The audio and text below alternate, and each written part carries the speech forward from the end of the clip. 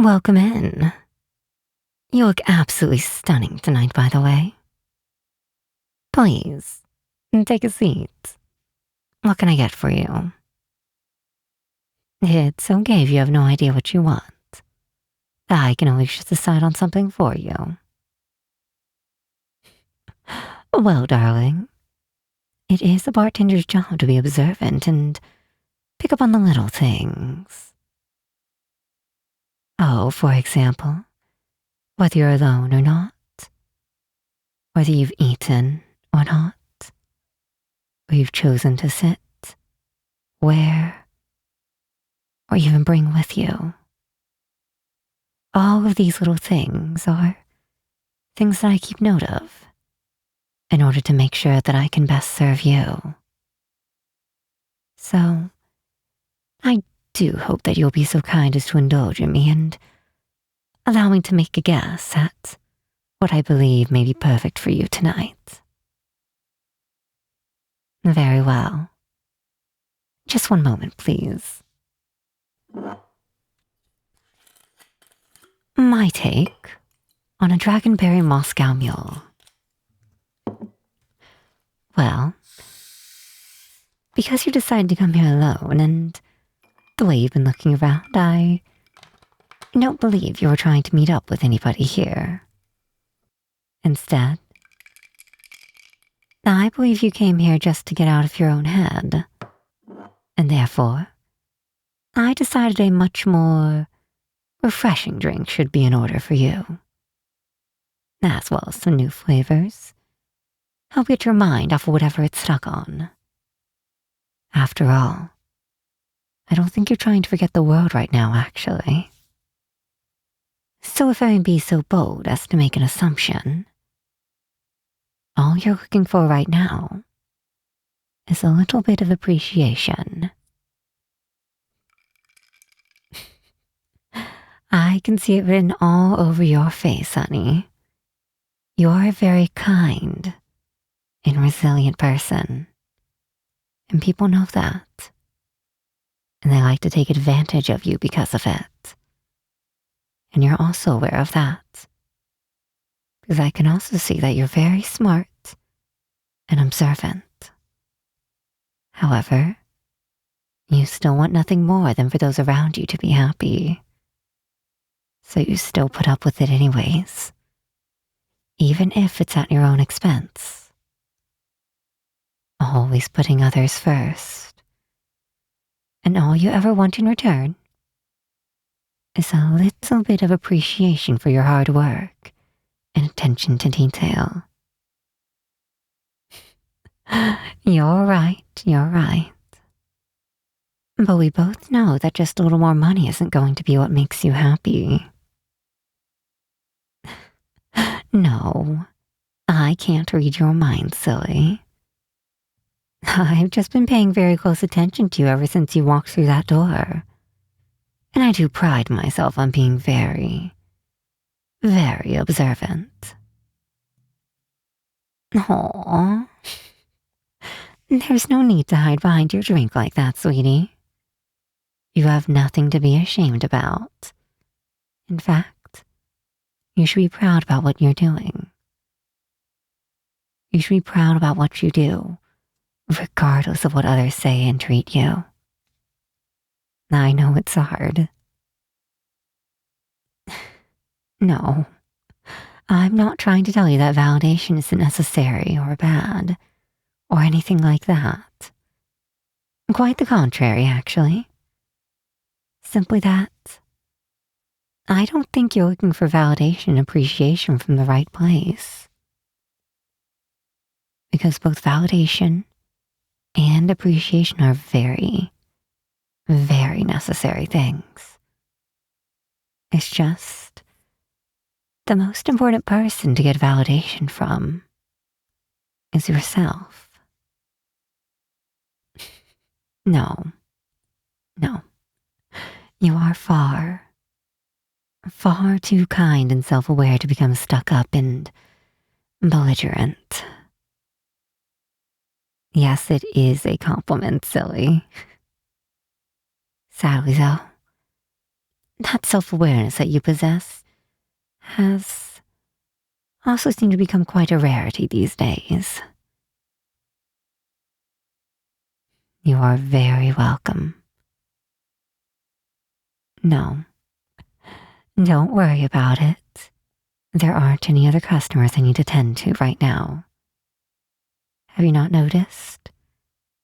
From the very beginning, there has been no one else other than the two of us in here. That's how trapped in your own head you've been this whole time. You're right.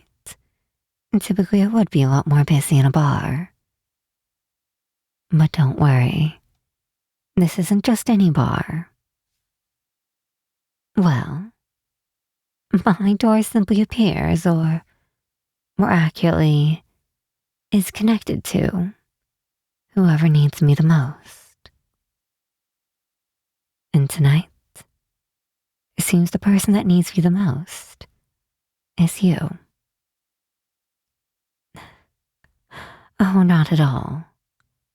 But I do thank you for worrying about me. I really do appreciate it. Yes, you did hear me correctly. And you're right. I suppose that would make this a magic bar. But I think to answer your question a bit more thoroughly, I would need to tell you a story. Would you be okay with that? Very well. And I'd also like to get to spend some more time with you as well. So please, get comfortable. Enjoy your drink.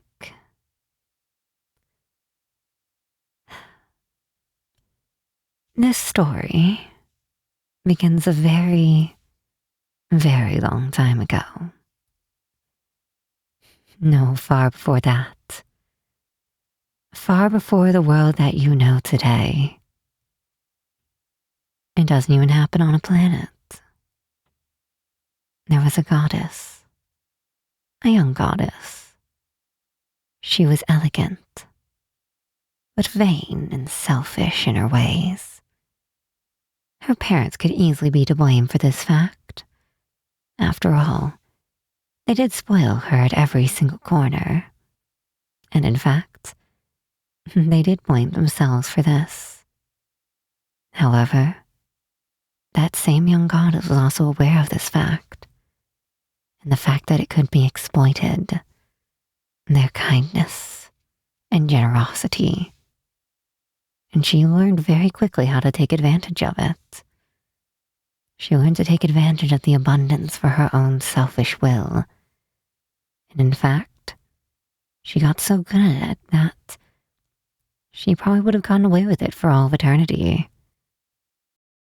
However, when her coming of age ceremony came, and her eyes of abundance were due to open, they didn't open to reveal the brilliant, green, clear, golden eyes of the abundance, but instead, they opened to reveal cloudy, crimson red eyes, set in a black abyss. So what was supposed to be the grounds of celebration for the coming of a new aeon quickly became her execution ground instead. However, instead of executing her like the other gods and aeons wished for, the abundance, being by nature kind and forgiving, decided to curse her instead. Some saw this as being merciful. Others saw this as a fate worse than death.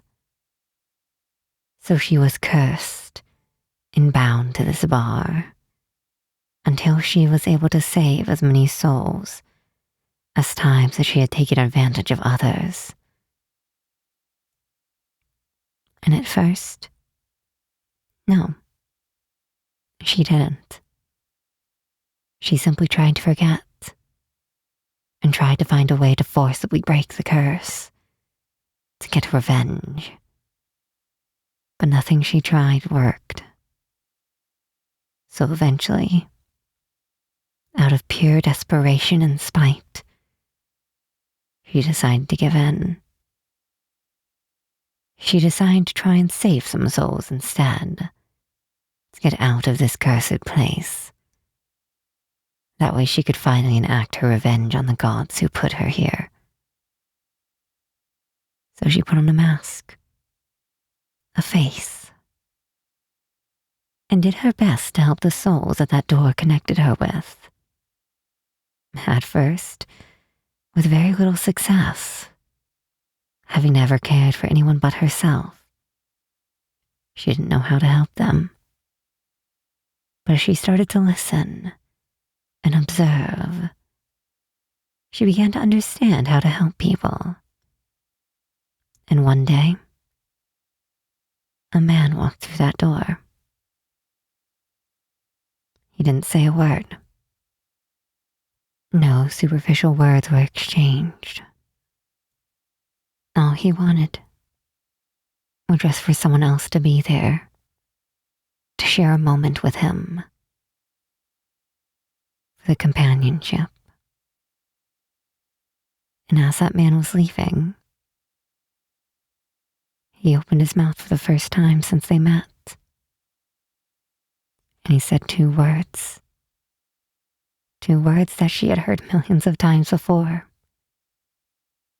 but never so genuinely, and never directed at her. Thank you.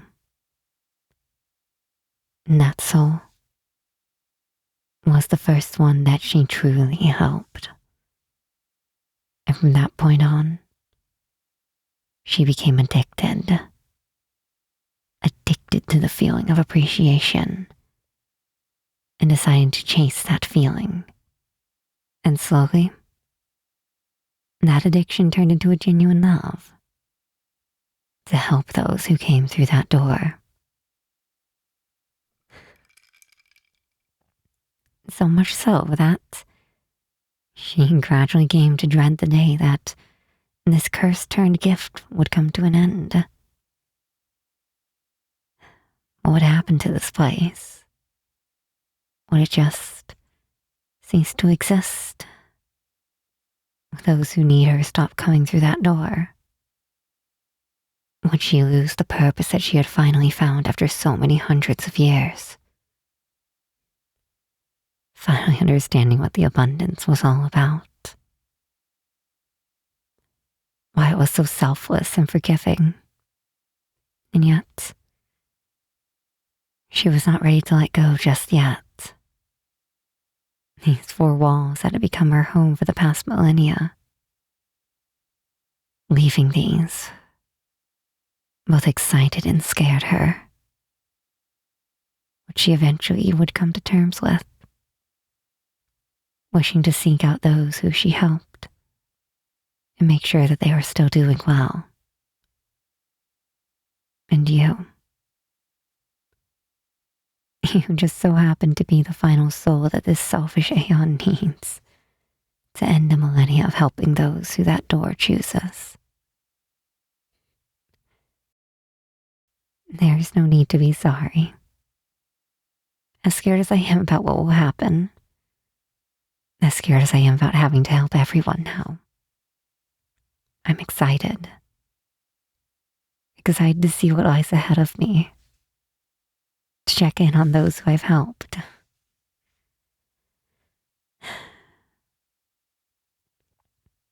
So while this bar may cease to exist, the memories of it and the stories that have been told here, none of those will disappear. I'm also sure this won't be the last time that we see each other. And I thank you for listening to my story. You are the first one that I have told it to, as well as the final guest of this bar. Don't worry. If you ever need me again, I will find you. Thank you for saving me.